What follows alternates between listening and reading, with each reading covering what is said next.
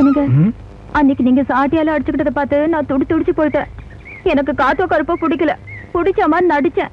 நடிச்சியா? எதுக்கு? எங்க அப்பா எனக்கு ஒரு கொலகார மாப்பிள்ளை கட்டி வைக்கணும்னு நினைச்சாரு. அட கூமாச்சி தலையா!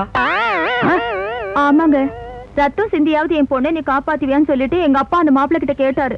அவரு காப்பாத்துவேன்னு சொல்லி ஒரு கொலையை செஞ்சுட்டு ரத்தத்தோட வந்து நிக்கிறாரு. அட பாவி!